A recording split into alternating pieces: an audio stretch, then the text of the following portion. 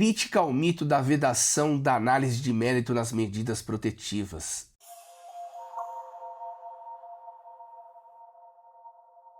Sejam bem-vindos ao canal Lei Maria da Penha em Foco, sou o Júlio Konkovski e no vídeo de hoje trago essa reflexão.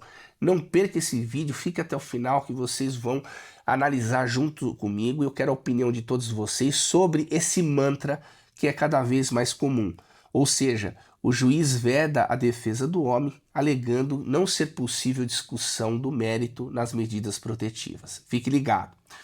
Então nós sabemos que as medidas protetivas estão disciplinadas lá no artigo 22 da Lei Maria da Penha e elas são cautelares inominadas, concedidas a partir de um juízo de cognição sumária. O que é isso? O que esse nome pomposo, complexo quer dizer?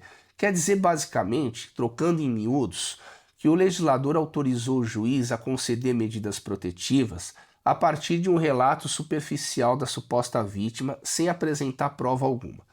Essa máxima, essa afirmação quer dizer isso. Traduzindo no jargão popular, significa que o juiz pode autorizar aí, aplicar as medidas protetivas a partir do relato unilateral de uma mulher que se diz vítima. Perfeito? É isso que quer dizer. Então, nós temos que lembrar também, por outro lado, que as medidas protetivas elas são restrições a direitos fundamentais do homem submetido a essas medidas protetivas. Então nós temos uma autorização legal para que o juiz restrinja direitos fundamentais de um homem a partir do relato de uma versão de um desejo de uma mulher que se diz vítima. Perfeito? Porém, não raramente o homem, quando constitui um advogado, e esse advogado apresenta a defesa, não raramente acontece do juiz rejeitar essa defesa, alegando que não é possível discutir o mérito no âmbito das medidas protetivas, uma vez que as protetivas seriam cautelares e nas cautelares não é possível discutir o mérito, perfeito? Então, isso causa um problema, uma inconsistência, uma incoerência muito grande, e foi esse o motivo de eu realizar esse vídeo, para realizarmos em conjunto uma reflexão a respeito dessa máxima, desse mantra que vem sendo dito de forma acrítica, tanto pela legislação quanto reproduzido pela jurisprudência. Então o que acontece? Acontece que quando o homem ele tem provas inequívocas de que a suposta vítima mentiu para conseguir as medidas protetivas, e com base nessas inverdades, o judiciário foi induzido em erro e concedeu as restrições baseadas nessa inverdade.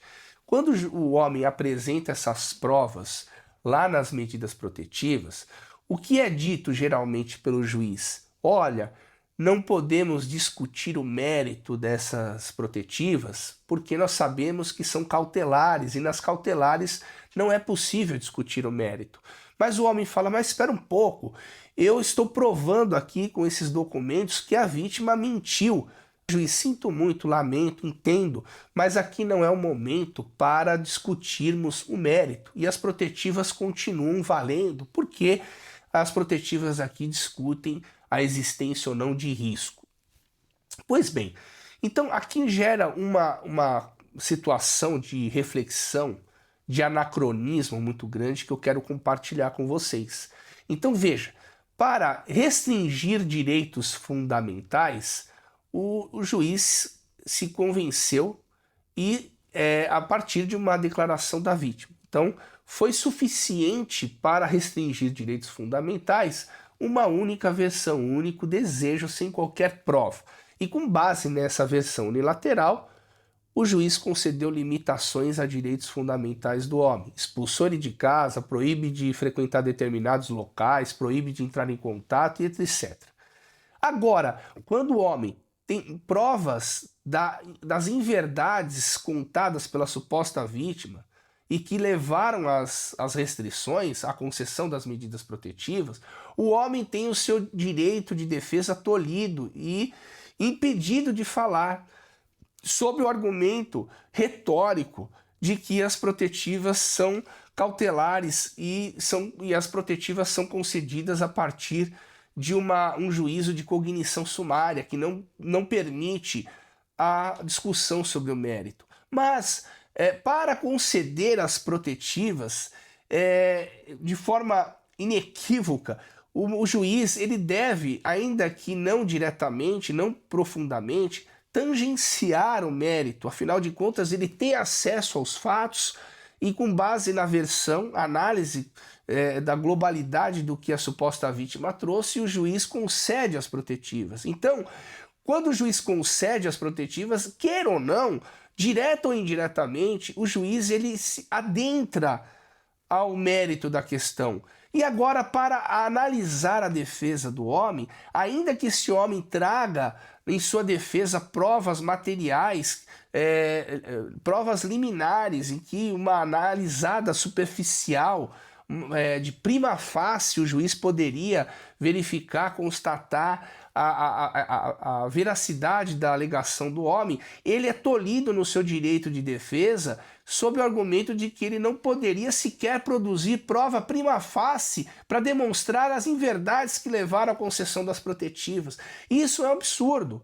Isso, na verdade, a alegação, o argumento de que as cautelares seriam concedidas sob um juízo de verossimilhança e que a análise é superficial, na verdade é uma retórica construída partindo no pressuposto de não se aceitar defesa do homem.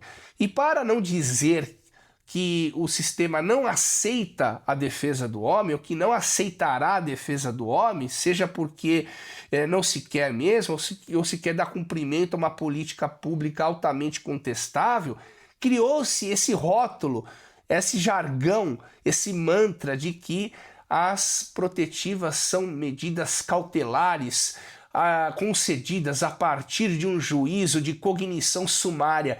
Essa expressão pomposa, na verdade, é uma cortina de fumaça orquestrada para camuflar uma intenção de negar, de sonegar a defesa do homem. Na verdade, cria-se num país tupiniquim, onde as pessoas mal sabem escrever, mal sabem ler, cria-se um jargão pomposo para esconder uma vontade de não conceder as protetivas.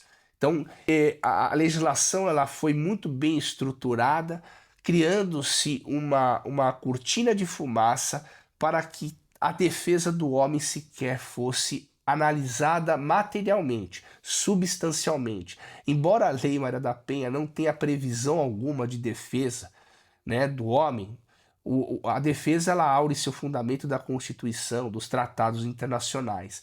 Mas essa defesa apresentada geralmente é só formal. Ela vai ser negada por conta desse jargão, desse mantra, que é na verdade uma forma bonita de se dizer que nunca vai ser apreciada essa defesa e que a palavra da vítima ela vai ser uma verdade soberana e que aconteça o que acontecer, não será possível você demonstrar essa verdade.